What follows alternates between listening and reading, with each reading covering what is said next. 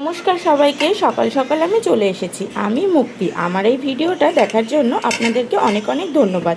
পুজো শেষ হয়ে গেছে কিন্তু বৃষ্টি কমছে না। এবছর মনে হচ্ছে বৃষ্টি মত্ত থেকে যাবে না।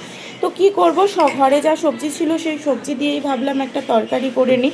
তা ঘরে দুটো পটল, একটা কাঁকরোল, একটুখানি কুমড়ো, একটু পেঁপে ছিল আর দুটো আলু দিয়ে ভাবলাম একটা নিরামিষ সবজি করে নিই। কারণ বৃষ্টি অনবরত কালকে রাতে থেকে হয়েই যাচ্ছে। ভাবলাম সমীর বলছিল বাজারে যাবে, আমি বললাম বাজারে আর যেতে হবে না, তাই জন্য আমি ঘরে যা সবজি ছিল সেটা দিয়েই একটু রান্না করে নিচ্ছি। এই দিয়েই খাওয়া হয়ে যাবে, কারণ পুজোতে অনেক উল্টোপাল্টা খাওয়া হয়েছে আর এই নিরামিষ সবজি কিন্তু বেশ ভালোই লাগে। তো এটাই একটু রসা রসা করে রান্না করব।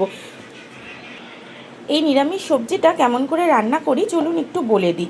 এই নিরামিষ সবজিটা দেখতেই পাচ্ছেন পাতলা পাতলা লম্বা লম্বা করে সব সবজি আমি কেটে নিয়েছি। এগুলো অনেকে আলাদা আলাদা আলাদা করে কেটে ভাজে, কিন্তু আজকে তো একদম অল্প, তাই আমি একসাথে কেটেই ভেজে নেব। আর একটু সাথে গোটা গরম মশলা নিয়ে নিয়েছি, সেটাও একটু ফোড়নে দেব বলে। একদম অল্প, তেলটা গরম হয়ে এসেছে, একটু গোটা গরম মশলাগুলোকে ফোড়নে দিয়ে দিচ্ছি। একদম অল্প পরিমাণে দিলাম, তাহলে কি হয়, গন্ধটা খুব সুন্দর বেরায়, খেতেও ভালো লাগে। একই সাথে তেলের মধ্যে একটু আদা কুচি দিয়ে দেব ফোড়নে। সাথে দুটো কাঁচা লঙ্কাও কেটে ফোড়নেই দিয়েছি। ফোড়নে কাঁচা লঙ্কার গন্ধটা কিন্তু খুবই ভালো লাগে। আমার মতন আর কার কার এই ফোড়নের কাঁচা লঙ্কার গন্ধটা ভালো লাগে প্লিজ একটু কমেন্ট করে জানাবেন। ফোড়নটা হয়েই গেছে, দেখতেই পাচ্ছেন কেমন লাল হয়ে গেছে। এখন এই সবজিগুলোকে আমি ছেড়ে দেব।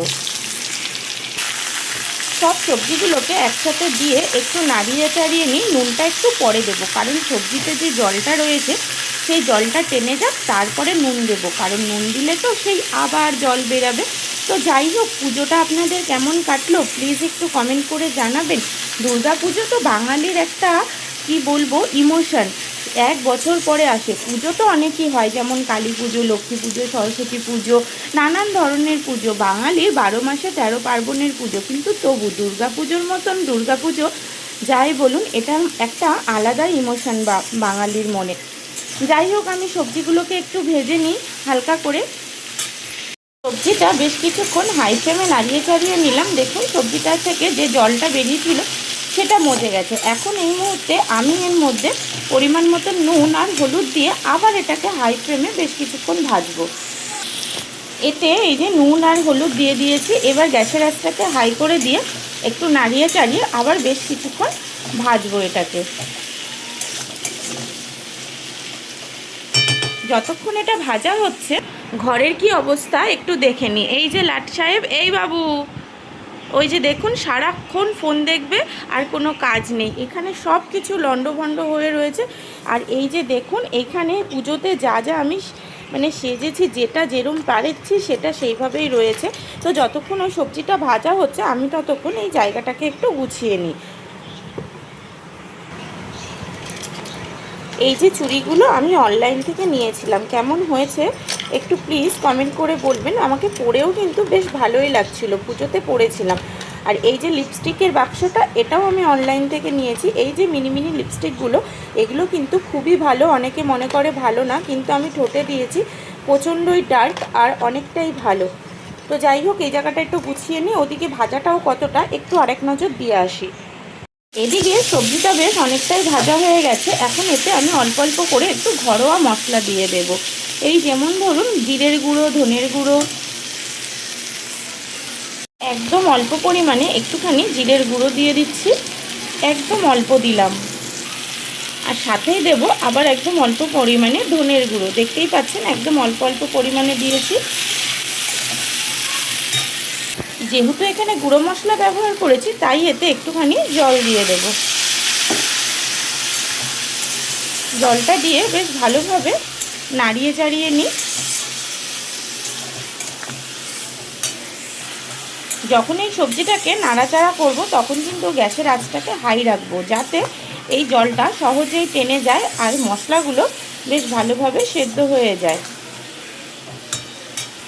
সবজিটা কিন্তু বেশ সুন্দরভাবে মজে গেছে, দেখতেই পাচ্ছেন। আর যে জলটা ছিল, জলটা মজে গিয়ে আস্তে আস্তে তেলটা ছাড়তে শুরু করেছে। গন্ধটা কিন্তু খুব সুন্দর বেরিয়েছে।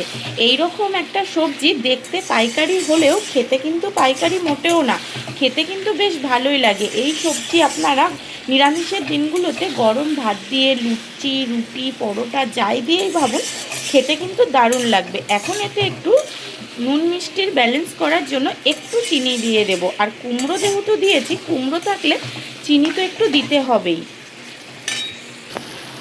এই যে একদম সামান্য পরিমাণে একটু চিনি দিয়ে দিলাম। এখন চিনি দিয়ে হালকা একটু নাড়িয়ে চাড়িয়ে নেব। এই মুহূর্তে কিন্তু গ্যাসের আঁচটা সিম করাই আছে। আপনাদের একটু দেখিয়ে দিই আলুটা কী পরিমাণ কীরকম নরম হয়েছে। এই যে দেখুন, একদম নরম হয়ে গেছে। তাহলে আমার সবজি রান্নাটা আপনাদের কেমন লাগলো প্লিজ একটু কমেন্ট করে বলবেন। আর আমার চ্যানেলটাকে সাবস্ক্রাইব করতে কিন্তু মোটেও ভুলবেন না। আমি ঘরোয়া প্রসেসের রান্না আর ঘরোয়া সব কিছু উপকরণ দিয়ে রান্না করার চেষ্টা করি, তাই আমার চ্যানেলটাকে প্লিজ একটু সাবস্ক্রাইব করে দেবেন। আর এই রান্নাটা যদি ভালো লেগে থাকে তাহলে একটা লাইক তো অবশ্যই করে দেবেন। এখন টাটা।